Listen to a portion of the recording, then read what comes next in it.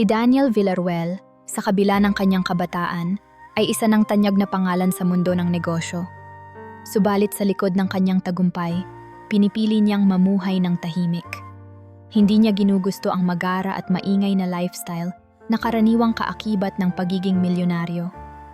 Bagkus, mas nais niyang magpakababa, tahimik na tumutulong sa pamilya at sa mga kapuspalad.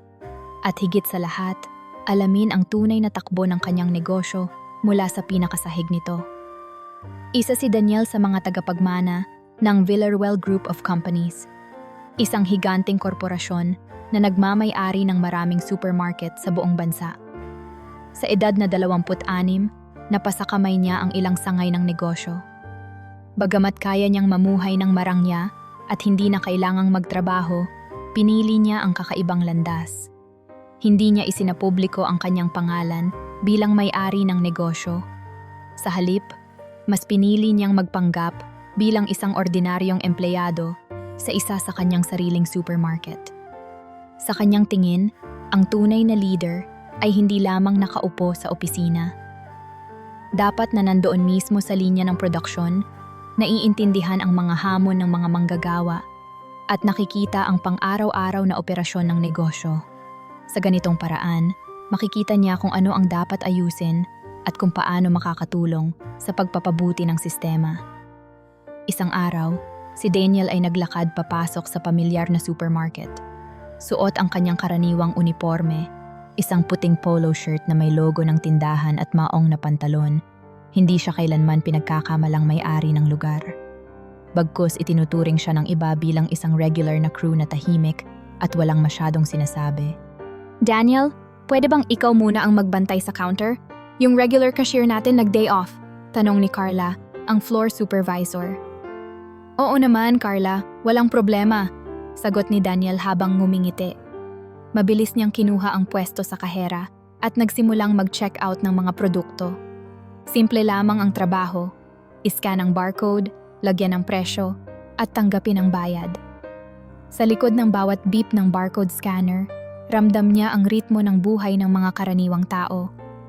Napansin niya kung paano ang ibang mamimili ay tumatawad, nagbibilang ng barya, o nag-iisip kung alin sa mga nakapamili ang kailangan nilang iwan dahil hindi sapat ang kanilang pera. Sa gitna ng lahat, naging tahimik siyang tagamasid. Napansin niyang may mga bagay na kailangan pang ayusin sa tindahan, kulang na signage, hindi maganda ang daloy ng pila, at may mga produktong hindi maayos ang pagkakalagay sa istante. Bagamat kaya niyang utusan ang manager ng tindahan na ayusin ang lahat ng ito, pinili niyang manatiling tahimik.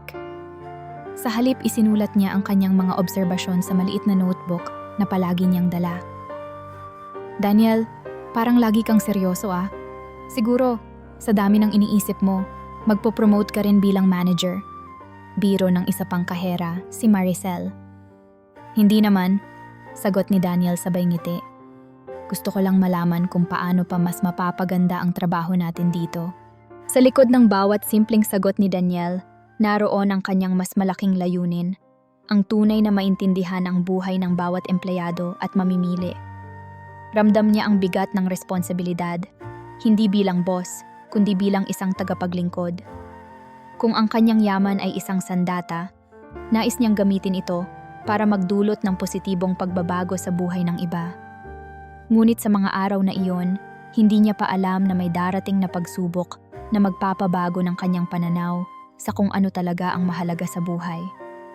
Lumipas ang ilang buwan at mas lalo siyang naging pamilyar sa bawat aspeto ng tindahan. Kilala na siya ng mga mamimili bilang si Kuya Daniel na tahimik lang sa likod ng counter.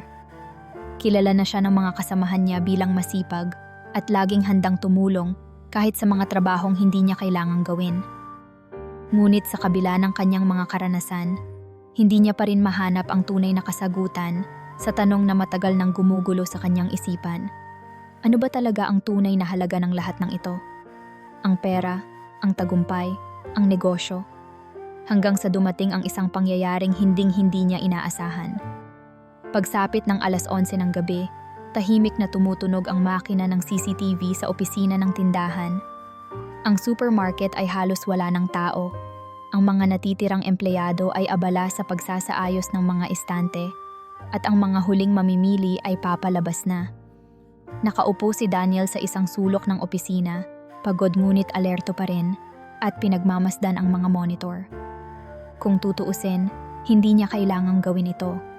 Mayroon namang security team na in charge sa pagmomonitor ng CCTV.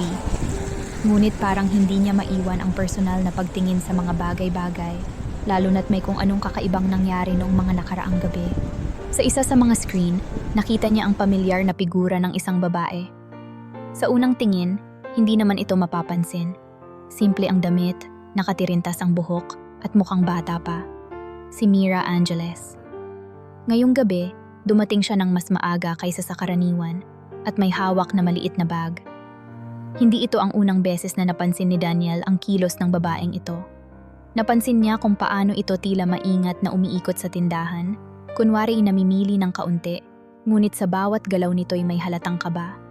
Sa una, hindi pa gaanong sigurado si Daniel sa mga intensyon ng dalaga.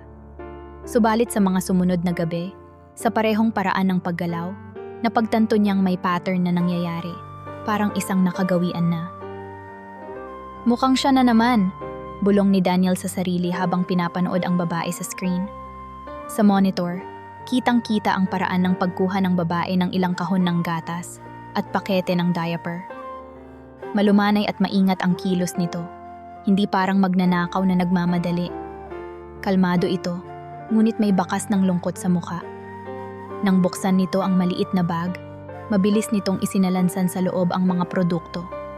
Tumingin pa ito sa paligid, tila sinisiguradong walang nakakakita. Alam ni Daniel na dapat ay ipatawag niya na ang gwardiya, ngunit hindi niya magawa. Sa halip, pinili niyang obserbahan pa. Bakit ito ginagawa ng babae? At bakit hindi siya makaramdam ng galit? Sa halip, naramdaman niya ang matinding pag-uusisa. Pagkatapos ng ilang minuto, umalis na si Mira. Hindi ito nagmamadali.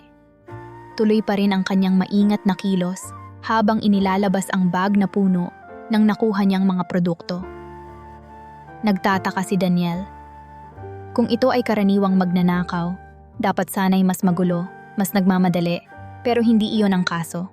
Sa sumunod na mga araw, patuloy ang kanyang pagmomonitor.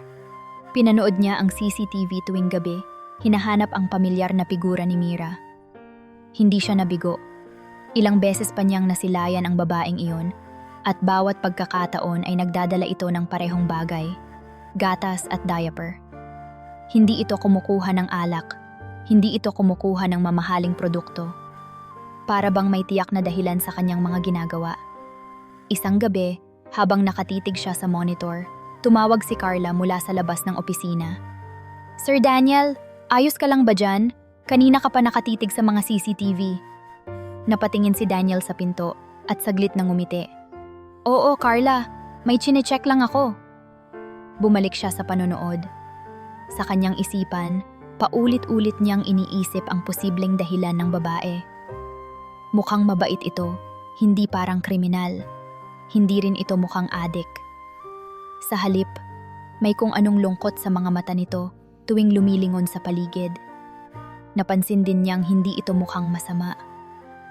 Parang may ibang dahilan siya, bulong niya. Pero ano kaya iyon? Habang patuloy ang gabi, tila nahihirapan si Daniel na alisin sa isipan ang mga nakita. Ano ba ang tunay na nangyayari? Bakit hindi siya makaramdam ng galit sa halip na pagkaawa o interes?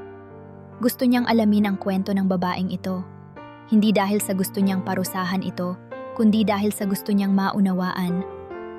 Ano ba ang nagtutulak sa isang tao na magtangkang kumuha ng ganito kaliliit na bagay mula sa tindahan?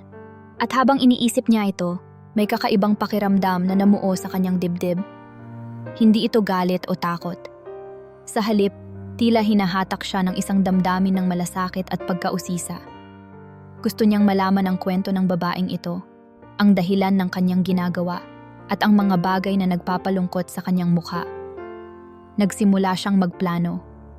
Hindi para hulihin si Mira, kundi upang mas makilala kung sino siya. Ang simpleng kilos ng babae ay nagdulot ng pagbabago sa kanyang pananaw.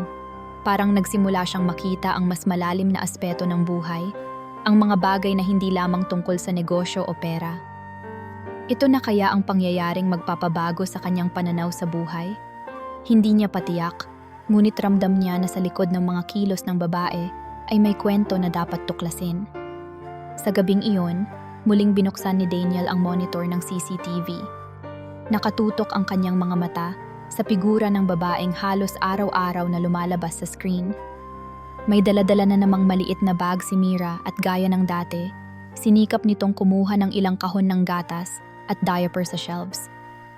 Hindi ito nagmadali, ngunit bakas pa rin sa kilos nito ang pagiging maingat at palihim. Sa tuwing magtatanggal ito ng barcode sticker at magpapanggap na tila bumibili ng ibang produkto, ramdam ni Daniel ang kaba ng dalaga. Gayunpaman, walang gwardyang nakapansin sa ginawa nito. Tahimik lang si Daniel, nagmamasid. Sa halip na tawagin ang seguridad, iba ang tumatakbo sa kanyang isipan. Pagkalabas ni Mira ng tindahan, mabilis na umalis si Daniel sa opisina. Sa kauna-unahang pagkakataon, hindi na lamang siya basta magmamasid sa monitor. Balak niyang sundan ang babae, alamin kung saan ito patungo, at marahil makakuha ng mga sagot sa mga tanong na bumabagabag sa kanya. Bumaba siya sa hagdanan at sinundan si Mira mula sa isang ligtas na distansya. Malakas ang ulan ng gabing iyon, kaya't naiisip niyang magiging mahirap ang paggalaw ng dalaga. Ngunit tila sanay na ito sa ganitong sitwasyon. Nakayuko si Mira habang naglalakad, hawak ang bag na nakasukbit sa kanyang balikat, at tahimik na tinatahak ang makikitid na daan patungo sa mas maagang sarado ng kalye. Sumunod si Daniel ng maingat, hindi lumalapit ng husto, ngunit sinisiguradong hindi niya ito mawawala sa paningin. Sa kanyang pagsunod, napansin niyang tila palubog ng palubog ang dinadaanan nila. Mula sa abala at maliwanag na kalsada sa harap ng supermarket, napunta sila sa mas makitid na eskinita, halos walang ilaw. Ang paligid ay puno ng luma at abandonadong gusali, halatang matagal nang hindi nakukumpuni. Mga basurang nakatambak sa gilid ng daan, sirang bubong, at wasak na dingding, maliit na bahagi ng lungsod na tila nakalimutan na ng panahon. Hindi nagtagal, huminto si Mira sa harap ng isang luma at medyo nakasandal ng gusali. Ang kanyang iniisip na tahanan ng dalaga ay higit pang mas masahol kaysa inaakala. Ang pader ay nagkakabitak-bitak, ang bintana ay may basag, at ang pintuan ay halos hindi na maisara ng maayos. Tila ang gusali ay isa na lamang palamuti ng lumang kahirapan. Napansin ni Daniel kung paano sinilip ni Mira ang paligid bago pumasok. Muli, bumilis ang tibok ng kanyang puso. Hindi dahil sa takot na makita, kundi dahil sa hindi maipaliwanag na paghihinala kung ano ang naghihintay sa loob ng gusaling iyon. Mula sa labas, nanatili si Daniel, tago sa isang gilid. Lumapit siya ng bahagya upang sumilip sa basag na bintana. Sa loob, nakita niya si Mira na dahan-dahang inilapag ang bag sa mesa. Napansin din niya ang maliit na crib sa tabi ng sulok ng dingding. Naghihintay ang isang sanggol na tila kakagising lamang. Tahimik, walang iyak, ngunit halata ang kapayatan ng katawan. Sa unang tingin, akala niya'y isa lamang ito. Ngunit nang mas matagal niyang titigan, napansin niyang may isa pang crib sa kabilang banda. Dalawang batang tila parehong sakitin, parehong payat, at parehong halatang nangangailangan ng masustansyang pagkain. Tumayo si Mira at dahan-dahang kinuha ang bote mula sa bag. Inilagay niya ang gatas sa bote, nilagyan ito ng maligamgam na tubig, at sinimulang painumin ang isa sa mga sanggol. Nakatayo lamang si Daniel sa labas, hindi makagalaw. Hindi niya alam kung ano ang mararamdaman. Bigla, bumalik sa kanyang alaala ang mga gabi ng kanyang kabataan, kung paano niya minsan naranasan ang hirap. Bagamat hindi sila umabot sa ganitong kalagayan, alam niya ang pakiramdam ng maghirap at magtiis. Napaisip siya, paano kaya kung nasa kalagayan ni Mira ang kanyang ina noon? Paano kaya kung hindi nila naramdaman ang tulong na minsang dumating? Ngayon, malinaw na sa kanya ang dahilan ng pagnanakaw ng babae. Hindi ito para sa kanyang sarili, kundi para sa kanyang mga anak. Sa kabila ng ulan na patuloy na bumubuhos, hindi nakaramdam ng lamig si Daniel. Ang kanyang isipan ay abala sa pag-unawa sa nakikita. isang batang ina, nag-iisa sa isang lumang apartment, pilit na pinakakain ang kanyang 2 anak sa pamamagitan ng pagnanakaw. Hindi niya alam kung ano ang mas matimbang, ang awa sa mga bata o ang paghanga sa katatagan ng babaeng ito. Ang tanging alam niya ay may nararamdaman siyang responsibilidad. Ngunit paano niya haharapin ito? Kinabukasan, habang abala si Daniel sa pag-aasikaso ng ibang mga gawain sa tindahan, hindi siya mapakali. Paulit-ulit na bumabalik sa kanyang isipan ang nakita niya noong gabing iyon.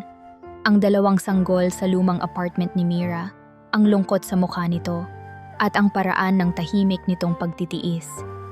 Alam niyang hindi siya maaaring magtanong ng basta-basta sa mga kasamahan sa tindahan dahil baka magduda ang mga ito kung bakit siya interesado. Kaya naman naghahanap siya ng ibang paraan para makakuha ng impormasyon tungkol sa dalaga. Sa paglipas ng ilang araw, dahan-dahan niyang sinubukang kausapin ang ilang empleyado ng tindahan at ang ilan sa mga madalas na mamimili.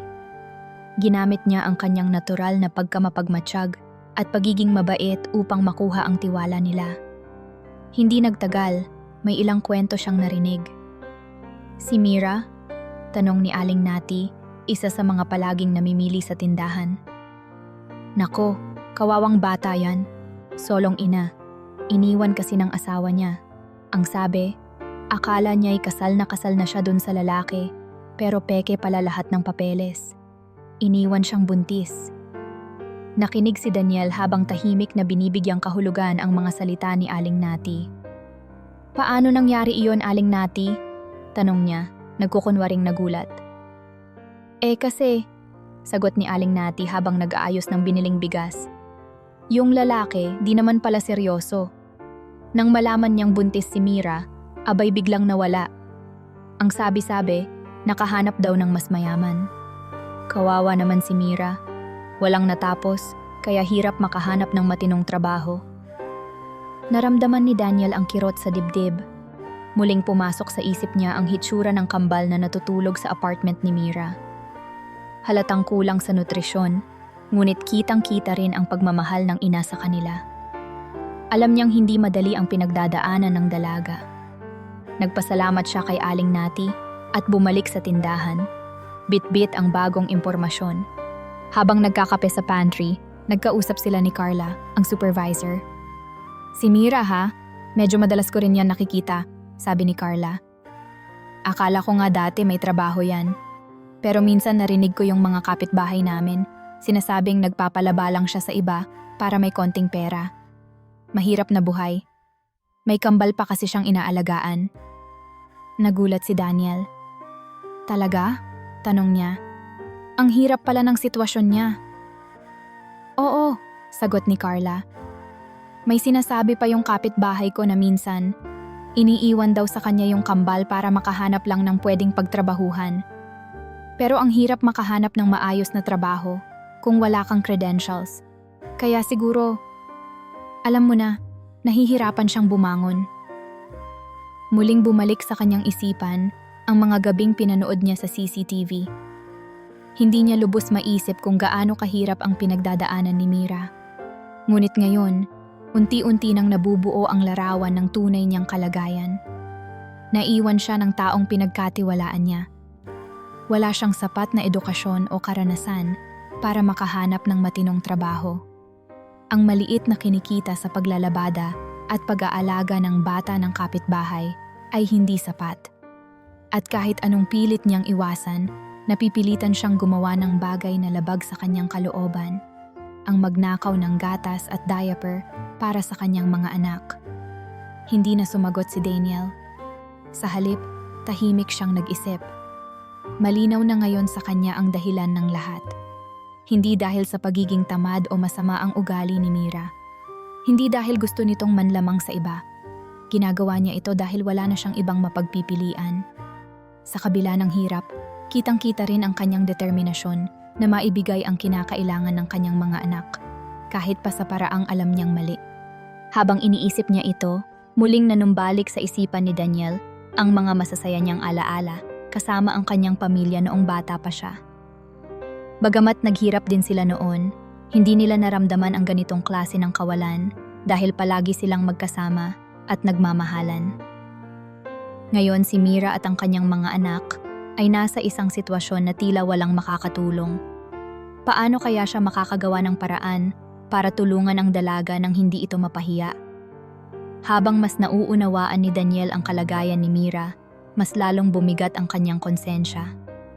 Naiisip niyang maaari niyang itawag sa seguridad ang nangyayari, ngunit alam niyang hindi iyon makatutulong sa dalaga. Kung mapapatigil niya si Mira sa pagnanakaw, paano naman ang mga anak nito? Hindi maaaring makulong ang ina, at lalong hindi rin maaaring mapabayaan ang kambal. Ang bawat pagdadaan niyang gabi ng panonood sa CCTV ay tila nagbibigay ng sagot na paulit-ulit ding tinatanong ng kanyang isipan. Ano ang magagawa ko para tulungan siya? Sa araw na iyon, nagpasya si Daniel na gumawa ng mas mabuting hakbang. Tinawag niya ang manager ng tindahan at nag-utos na dagdagan ang mga supply ng gatas at diaper. Siniguro niyang lagi itong nakaimbak at hindi basta nauubos. Hindi niya ipinaalam kung para kanino o kung bakit, ngunit naging klaro ang kanyang utos. Siguruhin mong walang araw na maubusan tayo ng gatas at diaper. Dagdagan mo ang stock para sa susunod na linggo. Sa kanyang isip, gusto niyang siguraduhing makakahanap si Mira ng kailangan nito kahit hindi na ito magnakaw. Ngunit hindi roon natapos ang kanyang mga hakbang. Sa sumunod na linggo, bumili siya ng sobre at sa loob nito ay naglagay siya ng pera. Hindi ito malaki, ngunit sapat upang makatulong sa pang-araw-araw na gastusin ng isang solong ina. Naglakad siya ng gabi sa kalye patungo sa apartment ni Mira. Tinitiyak niyang hindi siya mapapansin ng kahit sino. Pagdating sa apartment, tahimik niyang iniwan ang sobre sa pintuan. Tinitigan niya ito saglit, huminga ng malalim, at saka muling naglakad palayo. Hindi niya ipinaalam kung sino ang nag-iwan. Ayaw niyang malaman ni Mira kung saan galing ang tulong na ito. Ang mahalaga'y makita niya ito at magamit para sa kanyang mga anak. Hindi lang iyon ang kanyang ginawa. Minsan binili niya ang ilang bote ng gamot para sa kambal at iniwan ito sa hagdanan ng gusali.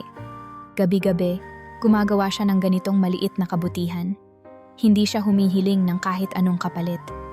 Sa isip ni Daniel, isang munting paraan lamang ito upang maibsan ang bigat ng buhay ni Mira. Sa bawat gabing palihim niyang ginagawa ito, mas lalo siyang nakakaramdam ng kakaibang kagalakan. Hindi niya maintindihan, ngunit tila may kaunting liwanag na naidudulot ang pagtulong sa iba.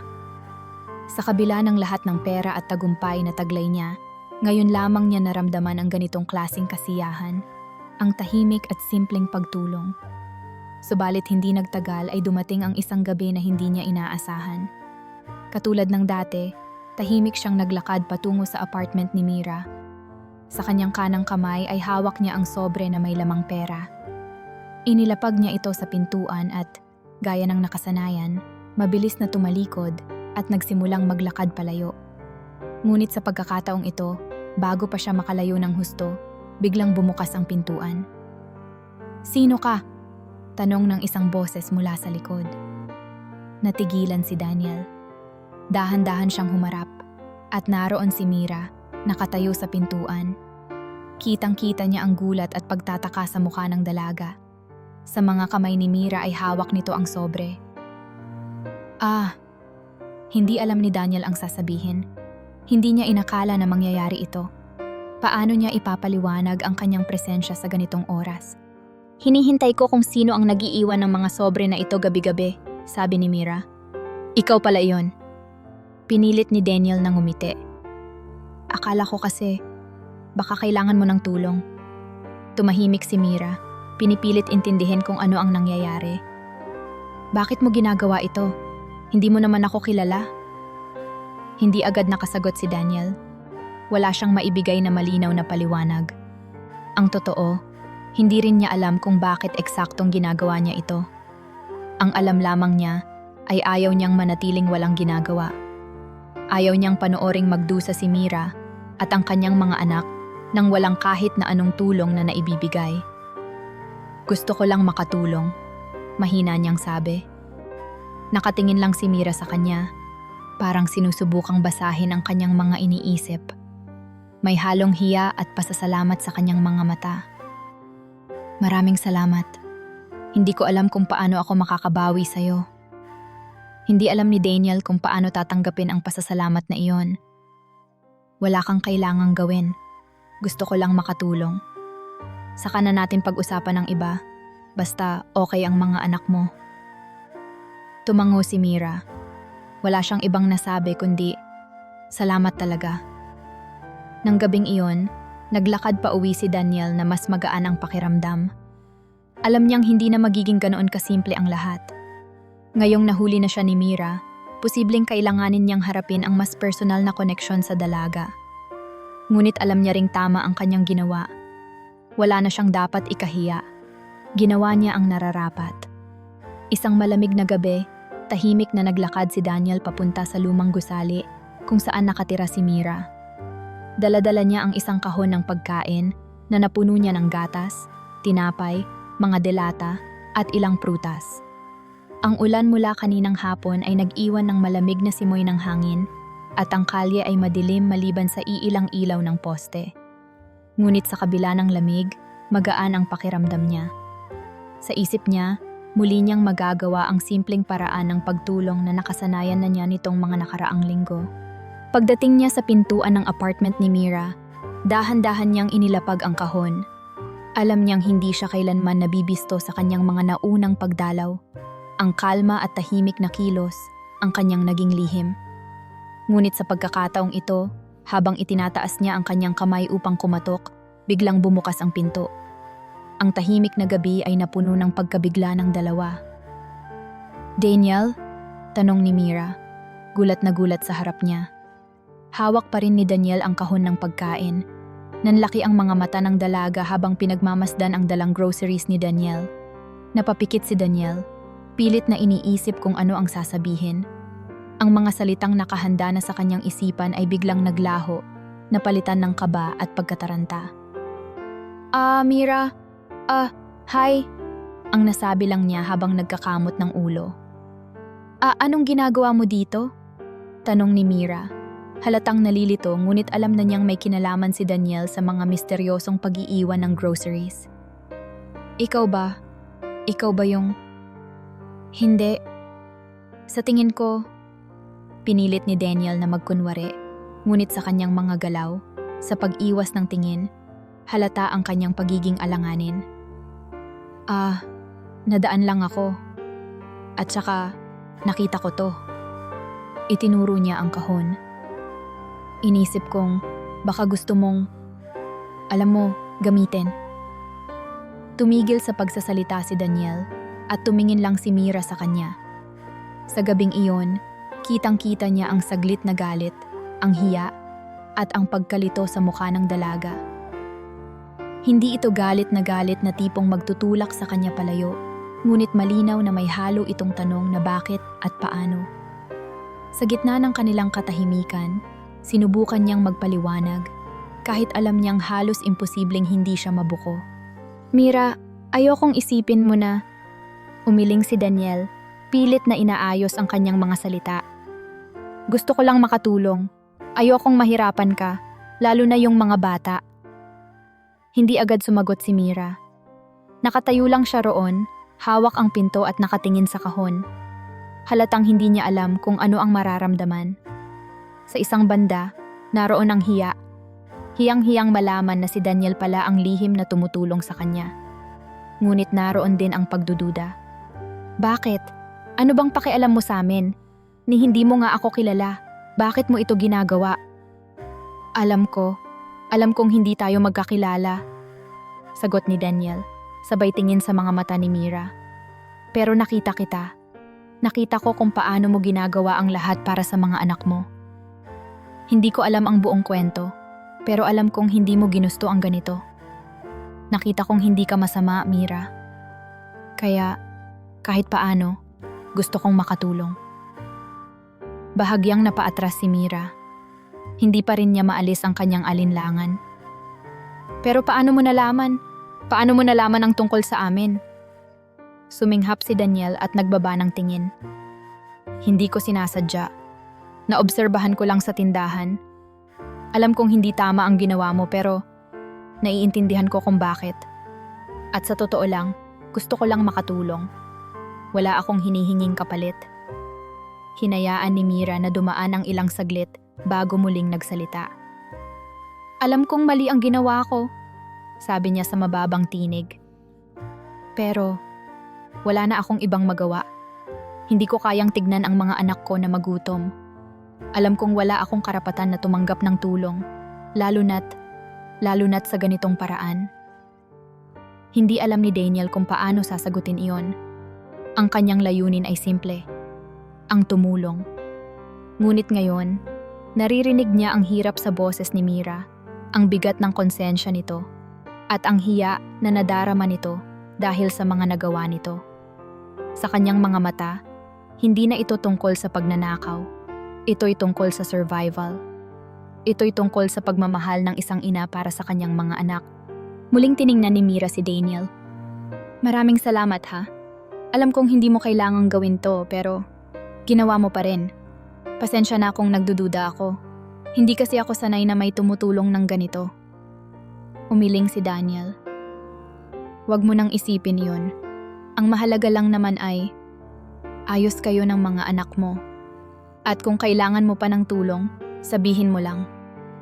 Tumango si Mira, ngunit nanatili ang mga tanong sa kanyang mukha. Hindi pa rin niya lubos na maunawaan kung bakit may isang tulad ni Daniel na magpapakita ng ganitong klaseng kabutihan. Ngunit sa kabila ng kanyang pagdududa, naroon din ang pasasalamat. Minsan, kahit hindi mo nauunawaan ang dahilan ng isang tulong, kailangan mo itong tanggapin para sa mga mahal mo sa buhay. Sa gabing iyon, muling tumalikod si Daniel at naglakad palayo. Ngunit sa pagkakataong ito, alam niyang hindi na maitatago pa ang kanyang ginagawa. Nakilala na siya ni Mira. At kahit alam niyang hindi na ito mananatiling lihim, alam niyang tama pa rin ang kanyang desisyon.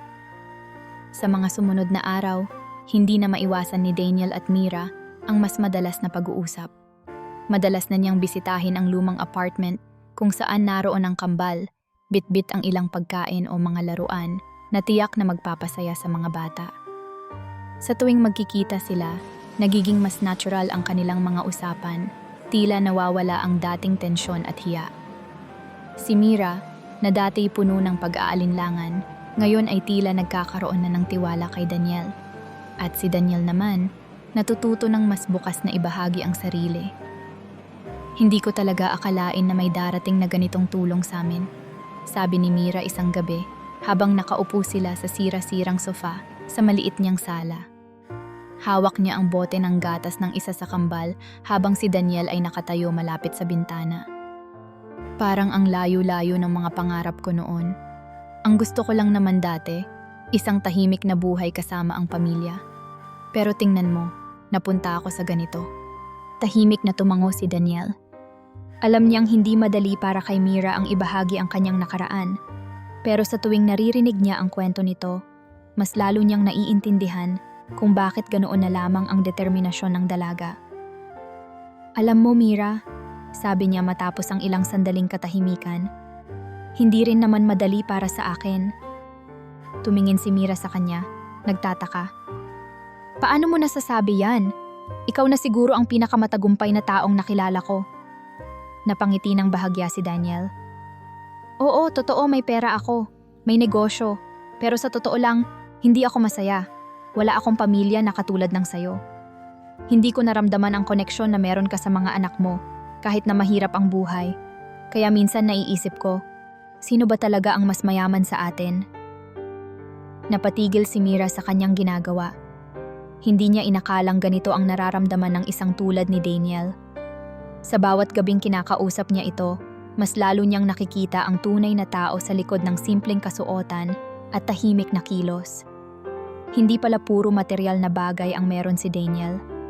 May kawalan din pala ito na hindi masusukat ng pera. Habang mas nagiging malapit ang dalawa, unti-unting namumuo ang isang connection na hindi nila inaasahan. Napapansin ni Mira ang paraan ng pagngiti ni Daniel tuwing masaya ang kambal.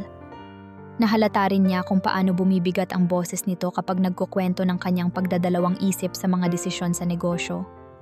Samantala, Si Daniel naman ay unti-unting nasasanay sa tinig ni Mira, sa paraan ng pagsasalita nito na puno ng determinasyon, ngunit may halong lambing kapag kausap ang mga anak. Sa tuwing nagkakaroon sila ng oras na mag-usap, tila mas humahaba ang mga kwento, mas nagiging personal ang kanilang mga tanong, at mas nabubuo ang isang bagay na hindi nila maipaliwanag. Mira, minsang nasabi ni Daniel habang magkausap sila sa ilalim ng madilim na langit sa terrace ng apartment. Alam mo, sa tagal ng panahon na binuo ko ang negosyo ko, ngayon ko lang naramdaman na parang may saysay ang mga ginagawa ko. Dahil sa'yo, dahil sa kambal, nagkaroon ng dahilan ng lahat. Hindi na sumagot si Mira.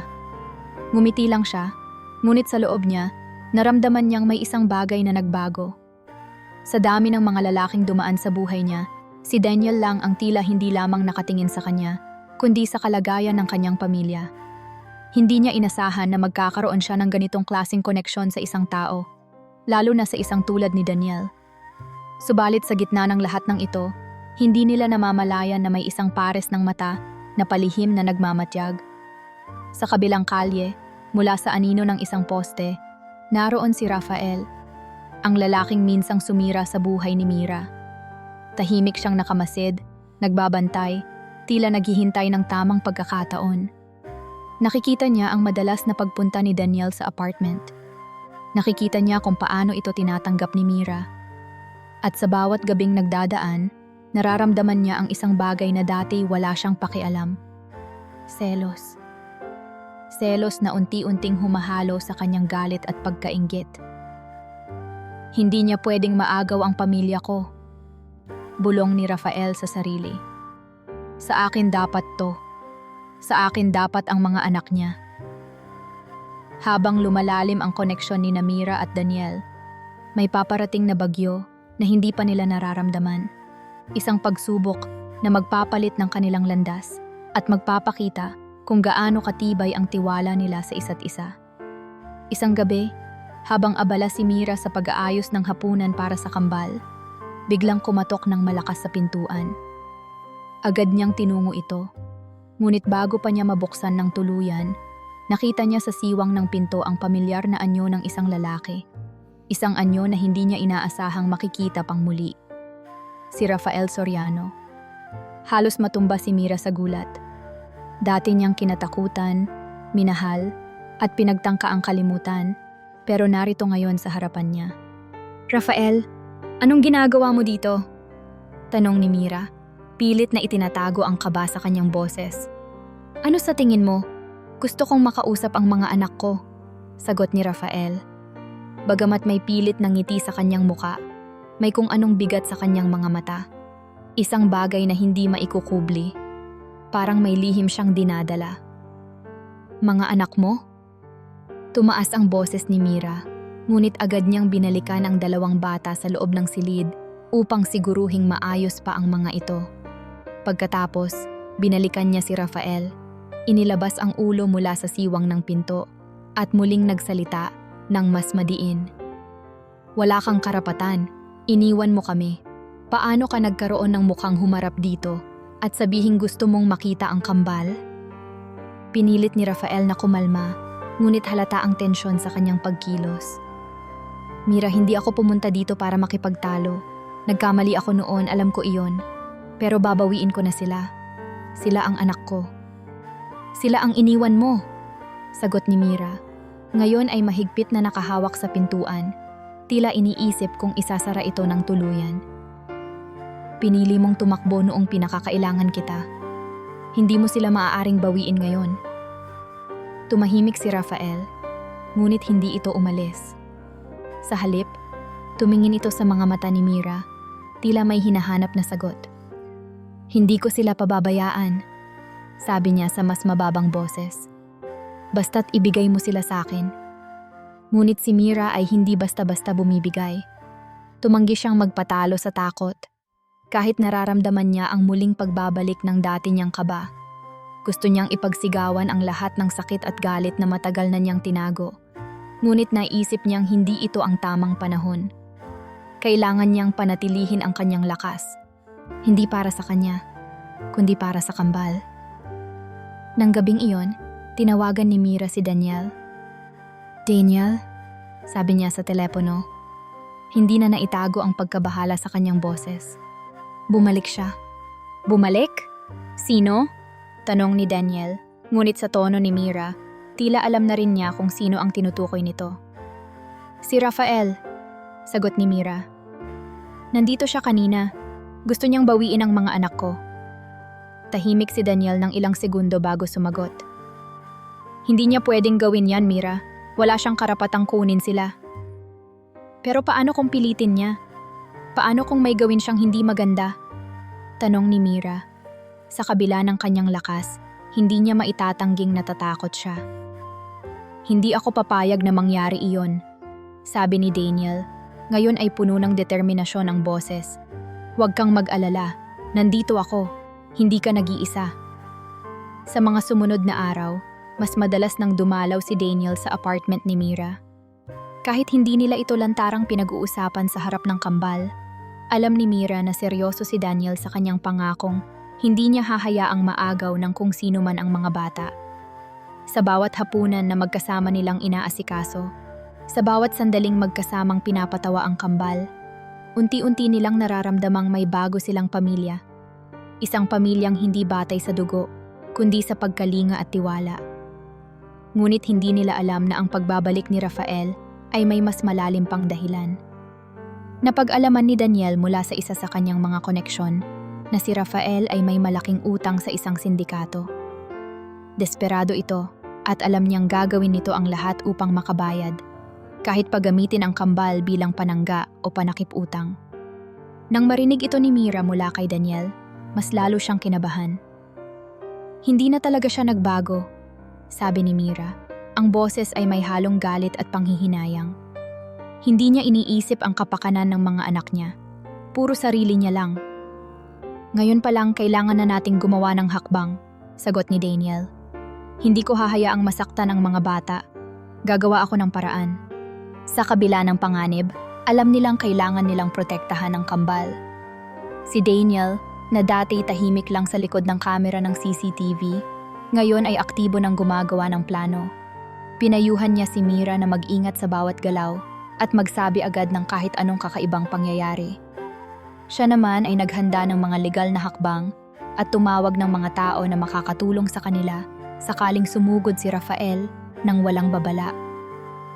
Hindi ko papayagang kunin niya sila, sabi ni Daniel sa isang gabi habang kinakausap si Mira. Ito ang pangako ko sa'yo. Huwag kang mag-alala. Magkakaroon tayo ng laban kung kailangan. Sa gabing iyon, kahit alam nilang may panganib, nagkaroon ng bahagyang kapayapaan si Mira. Alam niyang hindi siya nag-iisa sa labanang ito. Ang dating pangarap lang niya na magkaroon ng kakampi para sa kanyang pamilya ay unti-unting nagiging totoo. At habang naririyan si Daniel sa tabi nila, unti-unti rin niyang natutunan kung paano muli magtiwala sa ibang tao. Sa mga sumunod na araw, abala si Daniel sa paghanap ng mga tamang tao na makakatulong sa kaso ni Mira. Hindi siya nag-aksaya ng oras. Agad niyang tinawagan si Attorney Florencio Malapitan, isang kilalang abogado na may malawak na karanasan sa mga kaso ng child custody. Kilala si Attorney Malapitan bilang makatao at may malalim na pangunawa sa mga mahihirap na sitwasyon. Alam ni Daniel na ito ang pinakamahusay na taong makakatuwang nila upang maipaglaban ang karapatan ni Mira bilang ina. Attorney, kailangan ko ng tulong mo. May kaibigan ako, isang solong ina, at gusto siyang agawan ng kustodya ng ama ng kanyang mga anak. Isang lalaking iniwan lang sila dati. Hindi siya karapat-dapat para sa mga bata. At may kutob akong may masama siyang balak. Paliwanag ni Daniel sa telepono. Parang hindi maganda ang tunog ng sitwasyon, sagot ni Attorney Malapitan. Sige Daniel, ibigay mo sa akin ang mga detalye. Tignan natin kung ano ang magagawa natin. Sa tulong ng koneksyon ni Daniel, natuklasan ni Attorney Malapitan ang mga kahina-hinalang aktibidad ni Rafael. Lumabas sa mga investigasyon na talagang may malaking utang ito sa sindikato at planong gamitin ang kambal para sa sarili niyang kaligtasan. Ang mga dokumentong nakuha ni Daniel, pati na rin ang mga testimonya mula sa mga taong nakakakilala kay Rafael, ay nagbigay ng matibay na ebidensya. Napagtanto ng abogado na hindi lamang ito usapin ng custody, kundi ng seguridad ng mga bata. Hindi pwedeng hayaan nating makuha niya ang mga bata, sabi ni Attorney malapitan kay Mira.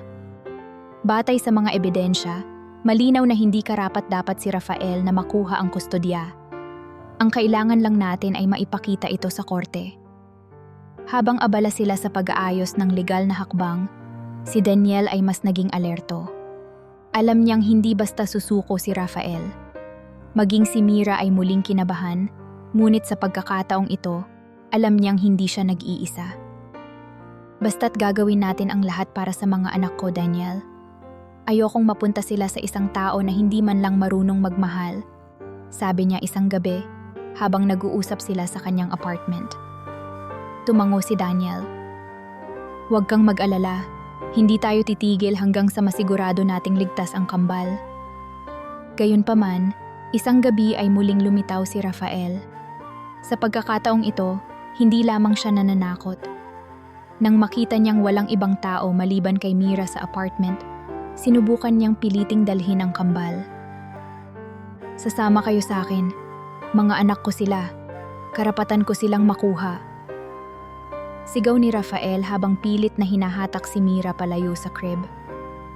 Nagmamakaawa ako, Rafael. Huwag mong gawin ito. Wala kang karapatang kunin sila.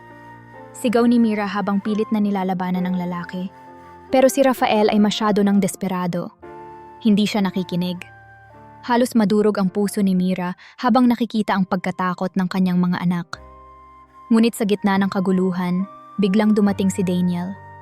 Hindi niya akalain na darating ito sa gabi ring iyon. Dahil sa kaunting sulyap na nakita niya sa monitor ng CCTV na nakakabit sa labas ng gusali, nagdesisyon siyang puntahan si Mira upang tiyaking maayos sila. Saktong pagdating niya, ay narinig niya ang sigawan sa loob ng apartment. Bitawan mo siya! Sigaw ni Daniel habang pilit na hinila palayo si Rafael mula kay Mira. Nagulat si Rafael at tumigil saglit, ngunit halata ang galit sa kanyang mukha. Wala kang pakialam dito, Villaruel. Mga anak ko to. Sila ang anak niya at hindi ikaw ang magpapasya kung paano sila mabubuhay. Sagot ni Daniel, matapang ngunit kalmado. Tinawagan din niya ang pulisya sa kanyang cellphone habang patuloy na inaawat si Rafael. Sa ilang saglit lamang, dumating na ang mga pulis sa apartment at agad nilang inaresto si Rafael. Nagpupumiglas pa ito, ngunit sa huli wala na siyang magawa. Muling naging tahimik ang apartment matapos ang tensyonadong eksenang iyon. Halos humihingal si Mira habang hawak ang mga bata. Lumapit si Daniel sa kanya. Halata ang pag-aalala sa kanyang mukha. Mira, ayos ka lang ba? Tanong niya. Ang boses ay puno ng malasakit. Salamat, Daniel. Hindi ko alam kung anong mangyayari kung hindi ka dumating. Sagot ni Mira, halos umiiyak. Ngumiti si Daniel. Hindi ko papayagan na may mangyari sa'yo at sa mga anak mo. Pangako ko yan. Sa pag-alis ng mga pulis dala si Rafael, nagkaroon ng kapayapaan sa loob ng bahay ni Mira. Hindi man perpekto ang sitwasyon, ngunit alam nilang wala nang agarang banta sa kanilang kaligtasan. Sa wakas, malaya na si Mira sa anino ng nakaraan, at ang kambal ay hindi na kailangang mabuhay sa takot. Ang pangarap ni Mira para sa isang payapa at ligtas na buhay ay unti-unti nang nagiging realidad. Sa mga linggo matapos na maalis ang banta ni Rafael, unti-unting bumalik ang payapa sa buhay ni Mira at ng kambal. Madalas pa ring dumadalaw si Daniel, ngunit hindi na para sa mga problema o takot. Ngayon ay para na sa mas tahimik at mas masayang dahilan. Sa bawat pagpunta niya sa apartment, nararamdaman niyang hindi na lang ito tungkol sa pagtulong. Nararamdaman niyang mas lalong lumalapit si Mira sa puso niya. Hindi na lang ito ang babaeng minsang nakita niyang nagnanakaw sa CCTV, kundi isang tao na nagbibigay ng bagong kahulugan sa kanyang buhay. Isang gabi, nagpunta si Daniel upang dalhan ng pagkain si Mira at ang kambal. Nag-aayos ng laruan si Mira habang nasa duyan ang mga bata. Tahimik lang si Daniel na nakaupo sa isang sulok ng sala, ngunit hindi maiwasang pagmasdan ng dalaga. Sa bawat maliit nitong kilos, ang pagtawanan ng sanggol na gumagawa ng kakaibang tunog, ang pag-aayos ng isang sirang laruan, at ang malumanay nitong pagngiti, lalo siyang nahuhulog. "Anong iniisip mo?" tanong ni Mira bigla, napansin ang tahimik na pagtitig ni Daniel. "Wala naman," sagot nito, agad na umiwas ng tingin. "Ang saya lang nila ngayon." Tumango si Mira ngumingiti. "Oo nga, wala na silang iniisip na iba. Salamat na rin sa'yo." "Hindi mo kailangang magpasalamat," sabi ni Daniel. Ngayon ay mas mahinahon na ang boses. "Ginawa ko to dahil gusto kong tumulong." Ngunit sa loob ng puso niya, alam niyang hindi na lang iyon ang dahilan. Gustuhin man niyang sabihin kay Mira ang tunay niyang nararamdaman, natatakot siya. Paano kung isipin nitong ginagawa niya ito dahil naaawa lang siya? Paano kung masira ang magandang relasyon nila ngayon? Samantala, hindi rin maiwasan ni Mira ang tanungin ang sarili. Bakit siya laging masaya tuwing dumadating si Daniel? Bakit tila mas magaan ang buhay kapag naririto ito? Alam niyang may nararamdaman na siyang espesyal para kay Daniel, ngunit nahihiya siyang aminin ito. Ayaw niyang isipin nitong nagpapasalamat lang siya o kaya'y umaasa ng higit pa sa dapat. Kaya't sa bawat gabi ng kanilang pag-uusap, nananatili ang mga damdaming hindi mabigkas. Pinipili nilang ngumiti, tumawa, at magsalo sa mga simpleng kwento habang patuloy na kinikimkim ang mga salita na nasa dulo na ng kanilang mga dila. Subalit isang tahimik na gabi, habang nakaupo silang dalawa sa maliit na terrace ng apartment, na puno ng kakaibang lamig ang hangin. Walang masyadong salita, tanging ang liwanag ng buwan ang kasama nila. Ang kambal ay tulog na, at ang paligid ay tahimik maliban sa banayad na tunog ng hangin na dumadaan sa mga kalye. Muling tumitig si Daniel kay Mira. Ang mga mata nito ay puno ng pag-iisip. Hindi na niya kayang itago pa ang nararamdaman. Kaya't sa wakas, binaling niya ang buong atensyon sa kanya at mahinang nagsalita. "Mira, gusto ko lang malaman mo na hindi lang dahil sa awa kaya ako nandito." Napatingin si Mira, nagulat sa sinseridad ng boses ni Daniel. "Anong ibig mong sabihin?" "Ang ibig kong sabihin," sabi niya, halos bulong ngunit malinaw. "Gusto kita. Simula pa lang, gusto na kita. Hindi ko lang masabi kasi baka isipin mong ginagawa ko lang to dahil naaawa ako o dahil may dapat akong patunayan. Pero hindi ganun, Mira. Nandito ako kasi mahal kita." Hindi agad nakasagot si Mira.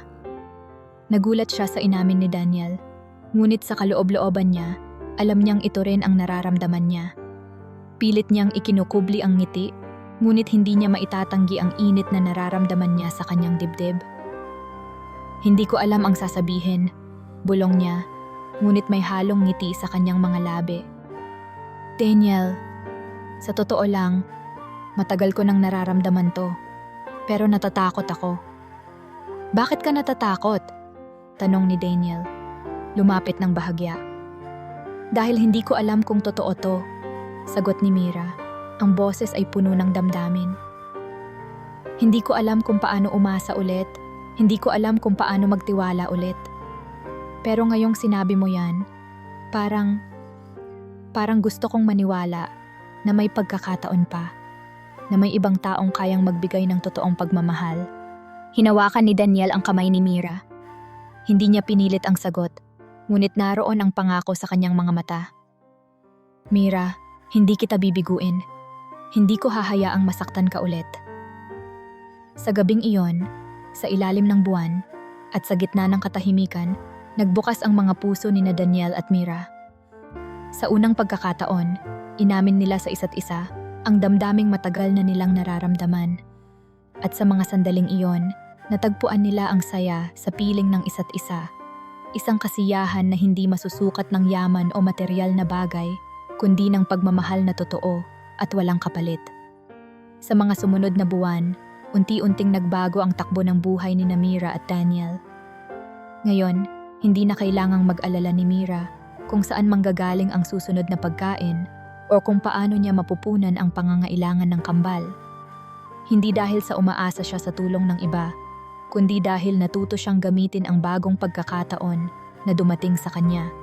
Isang oportunidad na hindi niya inakalang posibleng mangyari. Si Daniel, gamit ang kanyang koneksyon at kaalaman sa negosyo, ay naghahanap ng paraan upang mabigyan si Mira ng maayos na pagkakakitaan. Sa tulong ng mga kakilala niyang supplier at isang maliit na investment mula sa sariling pondo, tinulungan niyang makapagsimula si Mira ng isang maliit na karinderya malapit sa kanilang tirahan. Hindi ito malaki, pero sapat na upang makapagbenta ng mga ulam at merienda sa mga kapitbahay. Sa umpisa, nahirapan si Mira. Sanay siya sa paglalabada at simpleng gawaing bahay, ngunit ang pamamahala ng isang negosyo ay bago sa kanya. Isang gabi, habang nag-iimpake si Mira ng natirang ulam, dumating si Daniel upang kamustahin siya. "Kumusta ang unang araw ng karinderya?" Tanong niya, nakangiti habang sumandal sa pinto ng maliit na tindahan. "Pagod," sagot ni Mira, tumatawa ng bahagya. "Hindi ko akalain na ganito pala kahirap ang magtinda ng pagkain. Pero masaya rin pala. At least ngayon, sigurado akong may kita tayo bukas." Napangiti si Daniel. "Ang mahalaga, may masimulan ka. Tsaka, kaya mo to. Kitang-kita ko naman kung gaano ka kasipag." Salamat, Daniel. "Kung hindi dahil sa'yo." Naputol ang sinasabi ni Mira. Ayaw niyang magmukhang masyadong emosyonal, pero ramdam niya ang pasasalamat sa bawat salitang lumalabas sa kanyang bibig. "Basta, salamat. Para sa lahat." "Hindi mo kailangang magpasalamat," sabi ni Daniel, seryoso na ngayon. "Ginawa mo to sa sarili mong pagsisikap. Nagsimula lang ako ng kaunti, pero lahat ng nakikita mo ngayon, ang karinderya, ang positibong tingin mo sa hinaharap, ikaw ang nagdala niyan." Mula sa araw na iyon, natutunan ni Mira na magtiwala hindi lang sa tulong ng iba, kundi, higit sa lahat, sa sarili niya. Natutunan niyang hindi kailangang tumingin sa kawalan, na may paraan upang makabangon kung may tiyaga at determinasyon. Ang maliit niyang karinderya ay nagsimulang umani ng mga regular na customer. Nagustuhan ng mga kapitbahay ang kanyang adobong manok at lumpiang Shanghai. Sa bawat araw na dumarating, unti-unti siyang nagkakaroon ng kumpiyansa sa sarili na kaya niyang suportahan ang kanyang pamilya sa sariling paraan. Samantala, si Daniel ay unti-unting nagbabago rin. Bagamat patuloy niyang pinamamahalaan ang kanyang supermarket, ibang-iba na ang kanyang pananaw. Dati, ang iniisip lang niya ay kung paano mapalago ang negosyo, kung paano mas madagdagan ang kanyang kita. Pero ngayon, nakikita niyang may mas mahalaga pa kaysa sa pera. Ang koneksyon sa mga tao, ang pagtulong sa iba, at ang pagmamahal na nabuo sa mga panahong akala niya ay imposible. Isang gabi, habang nag-uusap sila sa likod ng karinderya, napansin ni Mira ang kakaibang kinang sa mga mata ni Daniel. "Parang ang saya mo ngayon," sabi ni Mira. Nakangiti habang inilalabas ang huling tray ng lumpia. "Ang totoo, Mira, ang dami kong natutunan mula sa'yo," sagot ni Daniel. "Akala ko dati, sapat na ang yaman para maging masaya. Pero hindi pala. Nakita ko sa'yo kung paano lumaban sa buhay, kung paano kumapit kahit na sobrang hirap. At nakita ko kung paano ang simpleng pag-aalaga sa pamilya ay nagbibigay ng mas malalim na kahulugan sa buhay." Ngumiti si Mira. Tila natutunaw ang kanyang puso sa bawat salita ni Daniel. "Alam mo, Daniel, hindi lang ikaw ang may natutunan. Nung dumating ka sa buhay namin, na-realize ko na hindi lahat ng tao ay mapanghusga. Na may mga tao palang handang tumulong nang walang hinihinging kapalit. Salamat dahil pinakita mo sa akin na may pag-asa pa." Mula sa dating simpleng tindahan, naging mas maayos ang operasyon ng negosyo ni Daniel. Hindi lang ito dahil sa masusing pamamahala, kundi dahil mas naintindihan niya ang mga pangangailangan ng kanyang mga empleyado at mga customer. Ang pagiging hands-on niya sa araw-araw na takbo ng tindahan, pati na rin ang malasakit na natutunan niya kay Mira, ay nagbunga ng mas magandang kultura sa kanilang kompanya. Mas tumaas ang morale ng kanyang mga tauhan, mas naging maayos ang serbisyo, at mas lumaki ang tiwala ng mga tao sa kanilang tindahan. Sa wakas, naramdaman nilang pareho ang kapayapaan at kasiyahan na matagal na nilang hinahanap. Hindi na kailangang magtago ni Mira sa anino ng nakaraan. Hindi na kailangang mag-alala ni Daniel kung paano magbigay ng tunay na halaga sa kanyang tagumpay. Sa paglipas ng panahon, ang kanilang relasyon ay naging mas malalim pa. Kasama ang kambal, nabuo ang isang pamilya na simple ngunit puno ng pagmamahal, isang bagong simula na parehong pinaghirapan at pinagsikapan. Sa bawat araw na lumilipas, mas lalong nagiging malapit sina Daniel at Mira. Ang karinderya ay patuloy na umuunlad at sa kabila ng mga hamon sa negosyo, masaya si Mira na sa wakas ay kaya na niyang suportahan ang kanyang kambal nang hindi umaasa sa ibang tao. Si Daniel, sa kabilang banda, ay hindi na lang simpleng tagapanood. Sa bawat oras na kasama niya si Mira at ang kambal, mas lalong tumitibay ang kanyang damdamin. Alam niyang natagpuan na niya ang bagay na hindi maibibigay ng yaman, ang tunay na tahanan. Isang gabi, tinawagan ni Daniel si Mira. Mira, may gusto sana akong ipakita sa'yo. Pwede ba kitang sunduin mamayang alas 7? Ha? Ano namang trip ito, Daniel? Tanong ni Mira, natatawa ngunit halatang naguguluhan. Parang biglaan yata. Basta, magugustuhan mo ito, promise. Sagot ni Daniel, pilit na pinipigil ang excitement sa kanyang boses. Kaya, pwede ba? Saglit na natahimik si Mira pagkatapos ay sumagot. Sige, pero dapat mabilis lang ha? Kailangan kong bantayan ang kambal. Promise, mabilis lang. Sagot ni Daniel, napangiti sa kabila ng telepono. Pagdating ng alas 7, bumaba si Daniel mula sa kanyang sasakyan sa tapat ng karinderya. Nakangiti siyang sinalubong ni Mira, nakasimpleng blouse at maong. Ang dami mo talagang surprise ah. Ano ba kasi ito? Tanong ng dalaga habang umaakyat sila sa kotse. Hintayin mo lang, malapit na tayo. Sagot ni Daniel, hindi maalis ang ngiti sa kanyang muka. Habang tumatakbo ang sasakyan, napansin ni Mira na palayo sila sa syudad. Nagiging mas tahimik ang paligid, mas malamlam ang mga ilaw, at mas presko ang hangin. Daniel, saan ba tayo pupunta? Medyo malayo na ito ah. Sabi ni Mira, halata ang halo ng kaba at pananabik sa kanyang boses. Malapit na tayo, Mira. Konti na lang, sagot ni Daniel. Pagkaraan ng ilang minuto, huminto sila sa harap ng isang bahay na tila bagong renovate. Maliit ito pero napakaganda. May hardin sa harap, may ilang punong namumunga ng mangga at mga ilaw na nagkikislapan sa paligid.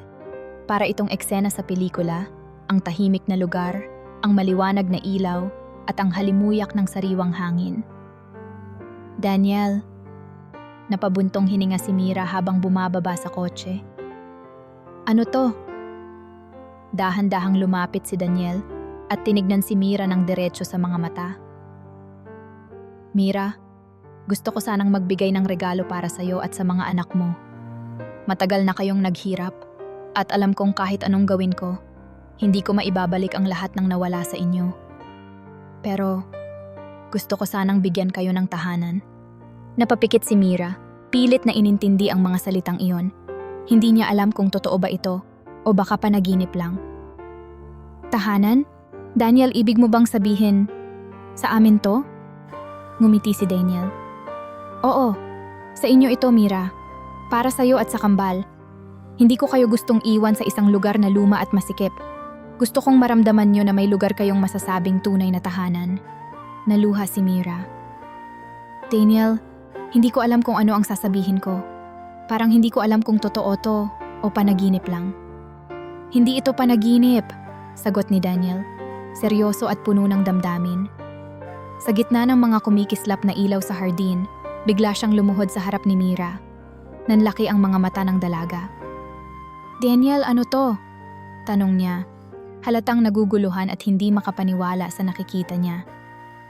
Mira, simula ni Daniel, hawak ang isang maliit na kahon sa kanyang kamay. Simula nang makilala kita, nabago ang pananaw ko sa buhay. Hindi lang ito tungkol sa pagtulong, hindi lang ito tungkol sa pagpapakita ng malasakit. Natutunan kong mahal kita. Mahal kita hindi lang dahil sa lakas ng loob mo, kundi dahil sa kung sino ka bilang ina at bilang tao. Gusto kong maging bahagi ng buhay niyo. Gusto kong makasama kayo ng kambal sa bawat araw. Hindi na napigilan ni Mira ang kanyang mga luha. Daniel, hindi ko alam. Hindi ko akalain na mangyayari to. Mira, patuloy ni Daniel habang hawak pa rin ang maliit na kahon. Alam kong hindi naging madali ang buhay mo, pero gusto kong iparamdam sa'yo na karapat-dapat ka sa lahat ng pagmamahal at respeto. Kaya, Mira Angeles, tatanggapin mo ba ang proposal ko? Papayag ka bang maging asawa ko? Tumigil ang mundo ni Mira sa mga sandaling iyon. Tumibok ang puso niya ng napakabilis, tila hindi siya makapaniwala na naririnig niya ang mga salitang iyon. Sa kabila ng lahat ng pinagdaanan niya, sa kabila ng lahat ng hirap, narito siya ngayon.